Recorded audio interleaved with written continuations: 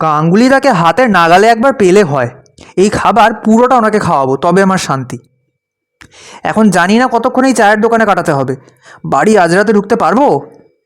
যাই হোক, ব্যাপারটা আর কিছু নয়, হয়েছে কি, দিন দুই আগে অফিস থেকে ফিরে অফিসের ব্যাগ রেখে জামা কাপড় ছাড়বার আগে একটু সোফায় বসে ফেসবুকে মিনিট পাঁচেক, সেটা আমার মতে অবশ্য, বউয়ের মতে সেটা আধ ঘন্টা, আর্জেন্টিনা যে কীভাবে অন্যায় অবিচারের সাহায্যে মিশরকে হারিয়ে কোয়ার্টার ফাইনালে উঠেছে সেটার অ্যানালিসিস পড়ে এবারে একটা লম্বা চওড়া কমেন্ট লিখতেই যাচ্ছিলাম, ব্যাকগ্রাউন্ডে বউয়ের গজগজানি।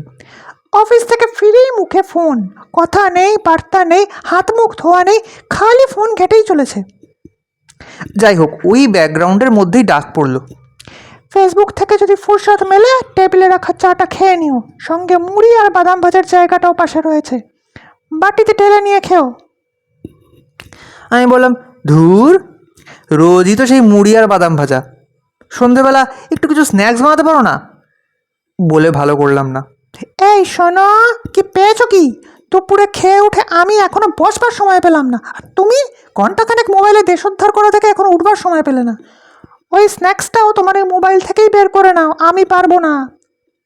বলে শপিংয়ের ব্যাগ নিয়ে বেরিয়ে গেল। আমার মধ্যে একটা বিদ্রোহী এবং বৈপ্লবিক ভাব এসে গেল। পরদিন ছিল শনিবার। দুপুরে খাবার পর বউকে বলে দিলাম, আজকে আমি দেখিয়ে দেব যে রান্নাটা আমিও কেমন পারি, একটা এমন স্ন্যাক্স সন্ধেবেলা বানাবো না। বউ স্মার্টফোন থেকে চোখ তুলে একবার খালি তাকালো, তারপর আবার ফোনে ঢুকে গেল। আমি ফেসবুকে গাঙ্গুলি কুইজিন নামে একটা পেজ ফলো করি। এমন এমন রান্না করবে মনে হবে যেন ফেসবুক থেকেই তুলে খেয়ে নিই, যদি সেটা করা যেত তাহলে। যাকগে, রেসিপি দেখে নিজে করে নেওয়া কি এমন ব্যাপার। একটা স্ন্যাক্স দেখলাম, বলছে সুজি, ময়দা, ক্যাপসিকাম, গাজর, পেঁয়াজ, ডিম এইসব দিয়ে হেভি টেস্টি একটা খাবার। যাই হোক, দুপুরের ঘুম বাদ দিয়ে রান্নাঘরে ঢুকে গেলাম। রেসিপি মতন জিনিস খুঁজতে গিয়েই দেখি অর্ধেক মাল মশলাই নেই। সুজি, ক্যাপসিকাম, আদা বাটা এগুলো লাগবে, থেমে গেলে হবে না। প্রায় ঘন্টা দুয়েক ঘুরে বাজারে গিয়ে, দুপুরের টাইমটায় কেই বা আমার জন্য দোকান খুলে বসে থাকবে, সব কিছু নিয়ে এলাম। প্রথমেই যেটা করতে হবে, একটা মাঝারি মাপের বাটি লাগবে। আলমারি খুলে বার করতে গিয়ে দু চারটে বাসন ওল্টালো। ও ঘর থেকে বউয়ের গলা, আলমারিটা কিন্তু ঘেঁটে দিও না, সব জায়গা মতো জিনিস রাখা আছে। বাদ দাও, রেসিপিতে কি বলছে, সুজি নাও 2 কাপ, সঙ্গে ময়দা 1 কাপ, আদা বাটা 2 চামচ। যাক বাবা, ফ্রিজে আদা বাটা রাখাই ছিল, সেখান থেকেই নিলাম 2 চামচ।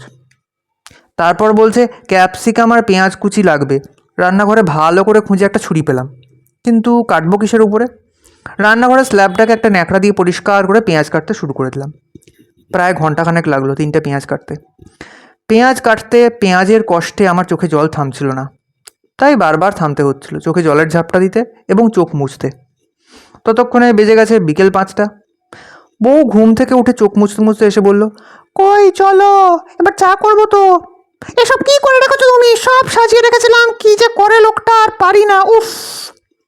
আমি বললাম, দাঁড়াও না, দেখো কি করি, আমাকে গ্রেটারটা দাও তো, গাজর কুচি করতে হবে। বউ গ্রেটারটা বের করে দিল। প্রায় আধ ঘন্টার চেষ্টায় গাজরকে কুচি করা গেল। সুজি, ময়দা, পেঁয়াজ, ক্যাপসিকাম, 2টো ডিম, গাজর কুচি, আদা বাটা অল্প জল দিয়ে মেখে ফেললাম রেসিপির নির্দেশ মতন। এবার বলছে ফ্রাইং প্যানে তেল গরম করতে। বউকে আবার ডাকলাম, ফ্রাইং প্যান কই? বউ শুনিয়ে দিল, বাড়ির মধ্যে কোথায় কি আছে কিছুই কি দেখো না, সারাক্ষণ মোবাইল টিপলে যা হয়। যাই হোক, নিজে ফ্রাই হবার পরে এবারে ফ্রাইং প্যানে তেল গরম বসালাম। তেল বেশ গরম হবার পর রেসিপির কথা মতো ওই মিক্স করা জিনিসটা প্যানে ঢালতে গেলাম। হয়তো 1 ফোঁটা ওই তেলে পড়ে গেছিলো।